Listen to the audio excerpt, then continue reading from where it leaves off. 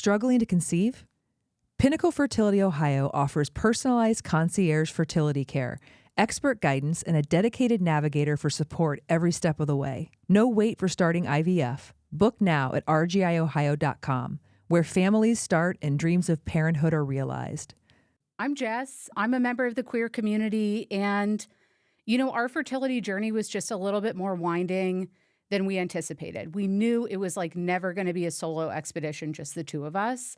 And that was kind of something we had to deal with going into it. There was never any way it was just going to be a child that was a product of my wife and me. And obviously, I know how biology works. I knew that was never going to happen, but there is an element of loss with that even before you start, that it's never just going to be the two of you. There's always going to be something else involved in the process. So our journey's been about 2 years long. It started even before we were actively trying, it started when we were sort of figuring out how we wanted our family to come together. Whether we wanted to use a donor that we knew, we wanted to go through a cryobank. We researched all the options. We decided on picking a donor from a bank, and we kind of started trying from there.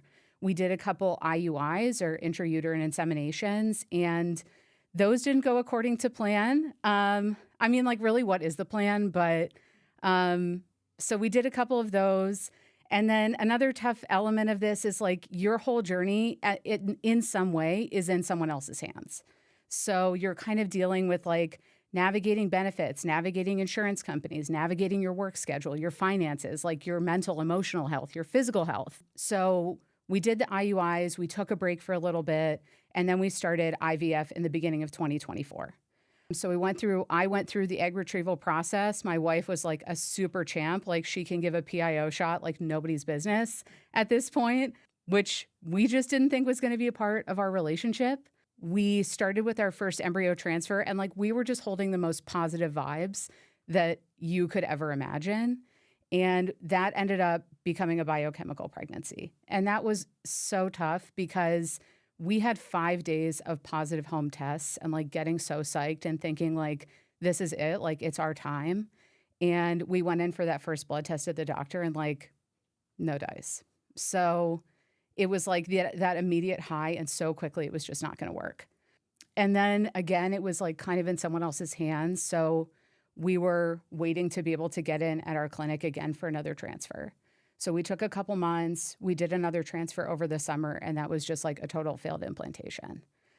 So that felt like a huge step backwards because we thought since the first one had been positive, we would just run the same play. And it felt like we had moved backwards. We didn't, I'm a go person. I want to try everything. I want to do every test. And so when it didn't work the second time, candidly, it fucking sucked. So then I felt really empowered to become the diva of my fertility clinic and be I am going to ask for every single test you will give me. I will advocate. I will read papers about it and tell you why I think it's the right thing. And thankfully, I was working with a practitioner who was really down for that. So we tried a bunch of stuff. I did an ERA, or an endometrial receptivity assessment. That came back normal. Antiphospholipid antibodies, that came back normal. Everything was fine. So I kind of just tried to ground in really what was it going to take for me to feel really good. And one thing I kind of felt through the first 2 transfers was I was holding so much of other people's hope. We had our own that we wanted, but it was our families were going to be so psyched. Our friends were going to be so excited. And so for this last transfer, I was kind of I love it and I appreciate it, but I can't take it on. And so we didn't tell anyone. We didn't tell our parents we were doing it. We didn't tell our friends. We didn't, nobody knew. And it turned out to work in our favor, which was amazing.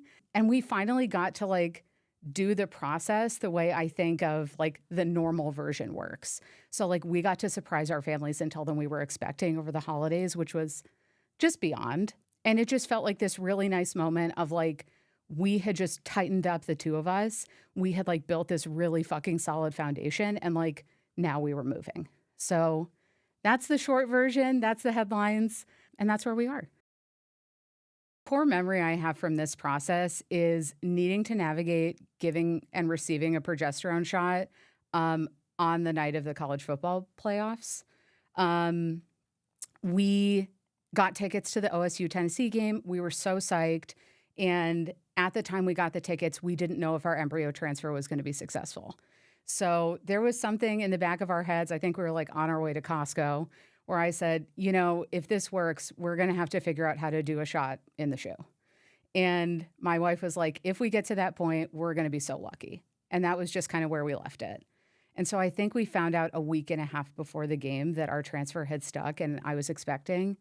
And then we went into this full tilt panic of like, what are we going to do with like this live syringe, like filled with progesterone at Ohio Stadium?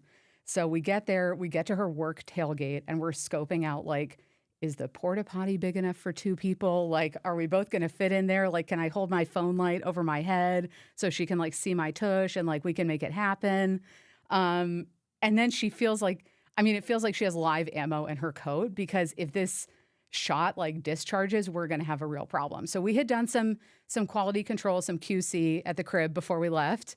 And we put like a rubber band around the syringe and tested so it like couldn't press down. But it was very D-list, but it was like critical to making it happen because the shot has to happen at the same time every night. So you're just kind of like, okay, I guess I'm going to figure it out. So I had scoped out like where are there single bathrooms? Like, can we bring in medical supplies? Like, what are we doing? And so we end up going in, we find a single bathroom. I had packed like a hand warmer to put on after the shot because you have to like keep it warm. So she gave me the shot in this bathroom. It was like 20 degrees outside. I was freezing. I've got the hand warmers in my pants and we just rocked it and saw the game. Thoughts and advice for people who are in it right now. I feel like number one is like, just know that you're entitled to support and be really clear with people about what you need. Like sometimes I would kind of tell people what was going on and let them in, but I didn't say like, it would be nice if you checked in with me or like, it's okay to ask me about what's happening. Like I would love your community. So that's one thing. Another piece of advice is I felt like as I got further into it, I needed to practice some radical non-attachment to the process and connection to the outcome. Like we're going to have our child come hell or high water. But if I was so attached to the process, like I'd still be in a puddle after the first IUI. And you kind of just need to like shore yourself and like do what you need, like have your treat yourself time and then keep it moving. Because otherwise, this is really a marathon for a lot of people. It was not a sprint for us and you've got to sustain yourself. You have to find joy where you can. You have to let your partner support you. You have to let your pets support you. The pets are actually critical. We brought in an animal communicator because we were like having some shit go on with our pets. This is like hardcore lesbian shit. Yeah. You have to know we're a Subaru family. We have 2 Subarus between us. No! Yes. You have to know it's like a serious situation here. The most positive thing that's come out of this experience for me is like, there is literally nothing I can't do. I can go on PubMed and read a paper published by the NIH, like about egg retrieval stats. I can give myself a shot in my love handle in an airport bathroom. Like I can do anything. And this is just, it's just when you have a kid, I imagine like you have to figure it out. Like there just has to be stuff that you will do anything. You had 40 fucking eggs? Yeah. I had 40 fucking eggs. I had 40 eggs. The egg retrieval recovery was really hard. It was really hard because my ovaries were like the Chiquita banana hat. It was like, it was insane. I have PCOS though. So that's the silver lining. We got super lucky. So we got 9 PGT embryos, like normal embryos. That's so great. Yeah. And that's why it was hard because like the egg retrieval went so well. Like we had such a good outcome. And they kept telling us like, this is not normal. This is not normal. I was like, tell me something I don't know. Like, okay.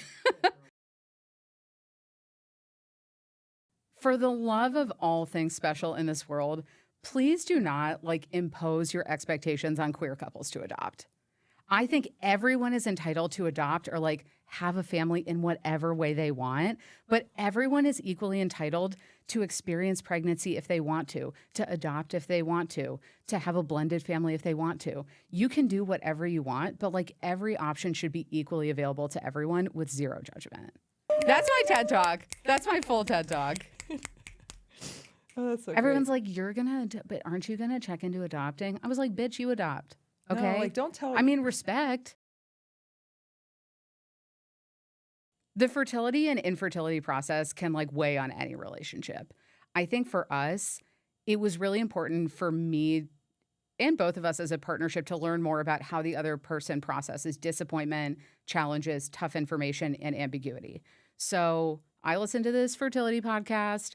I learned that I'm a maximizer, which means if there's a conflict or there's a challenge, literally no one in this house will have another bite of food or another sip of water until we get to the bottom of this and figure out the plan. And my wife is lovingly, the term they use is a minimizer, which means she's just kind of trying to find peace in the process, and like she's okay letting some things slide. So I think it's what makes us a really good partnership. But in those moments where it's like very gritty, it can be tough for me to be like, okay, we are allowed to have food in this moment while we like work through this. And for her to just say, I understand you need a minute to process, and I'm probably the primary audience for that.